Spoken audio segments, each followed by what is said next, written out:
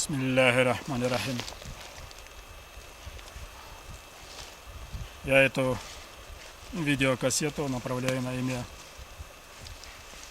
президента Грузии Эдуарда Амбросовича Шеварднадзе. Здравствуйте. В первую очередь я еще раз хотел бы выразить вам благодарность за все возможное, что вы сделали, чтобы облегчить участь простых, ни в чем не повинных людей, чеченцев, беженцев, которые оказались в это трудное, страшное для них время на территории братской Грузии. Я знаю, что моим братьям, грузинам, грузинскому народу и вам, как лидеру грузинского народа, нелегко. И у вас тоже, как у нас, очень много нерешенных проблем. Грузия всегда была оплотом России на Кавказе. Все наместники, начиная с Кровавых и Ермоловых, были там. И можно понять, что России сегодня тяжело и трудно уйти, оставить Грузию. И также ни для кого не секрет, что в Грузию заглядывают уже другие силы, вытесняя русских. Там уже разворачиваются, размещаются натовские базы.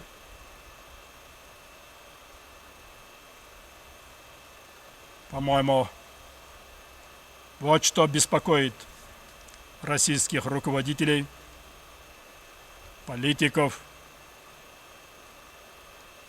и президента Российской Федерации. Хотя он лицемерит, называя всему причиной чеченцев, чеченских воинов, Гилаевых и так далее. К большому моему сожалению, эта война,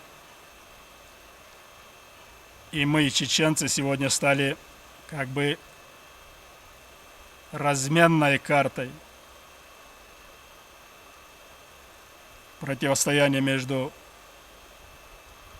Западом и Россией в борьбе за сферу влияния в Грузии и в Закавказье. Не снимая с себя ответственность, вижу, и вам тоже ничего не остается, как заигрывают между этими двумя монстрами, Россией и Западом. Как бы все это ни понимал, как бы все это ни видел, но я искренне верил,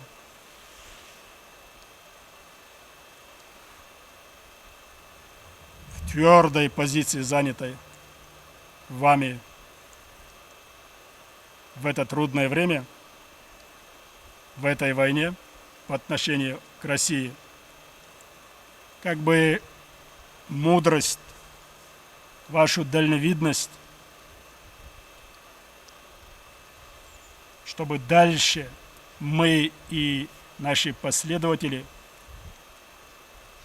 в перспективе могли бы строить братские, цивилизованные,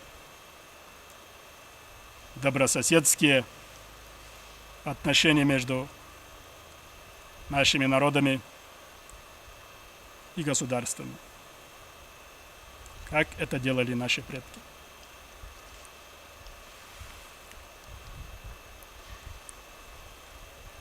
Да, у нас сегодня большие проблемы. На территории Чечни идет уже 4-й год самая страшная война, жестокая война, трагическая война.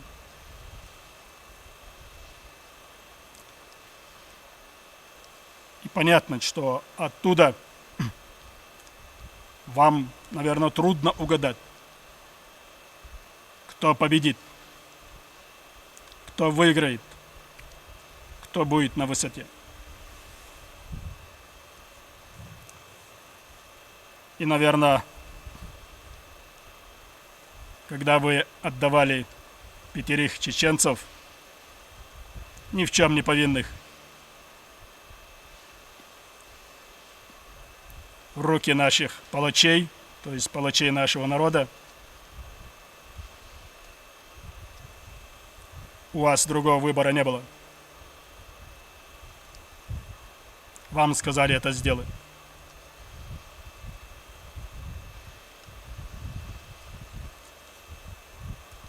Ни для кого не секрет, что сегодня Запад заигрывает с Россией перед возможными событиями, которые разворачиваются в Ираке. И как я говорил раньше, наши народы, эта война этими большими государствами используется как разменная карта. Не сомневаюсь, вы, наверное, остальные 8 чеченцев отдадите. Даже если там среди них есть граждане Грузии, как вы сами это говорите.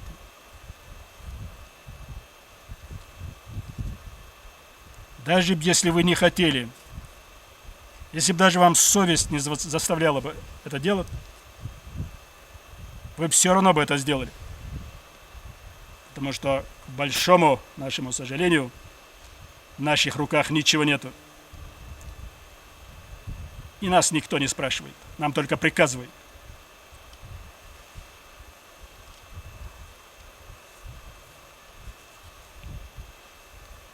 Но клянусь вам, это мое твердое убеждение. Чеченцы не станут на колени перед Россией. Мы обязательно вышвырнем этих свиней со своей территории.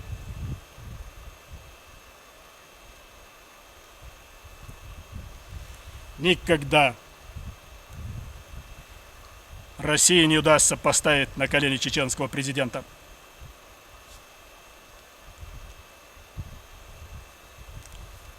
Ни Россия, ни Запад не будет иметь больше права издеваться над этим прекрасным народом.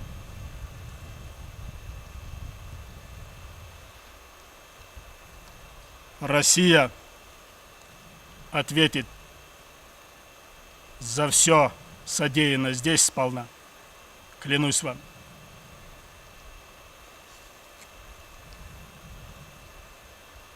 И я уверен, что потом перед историей нам, лидерам своих народов, кавказских народов, будет стыдно, что мы сегодня, заигрывая перед этими монстрами,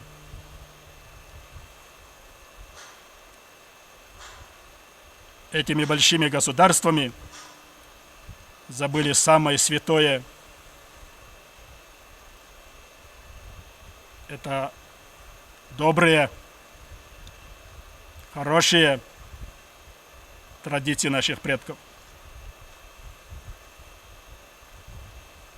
Как бы ни хотели, как бы события ни разворачивались, что бы ни произошло, все равно будущее Кавказа за кавказскими народами. Клянусь вам. Спасибо.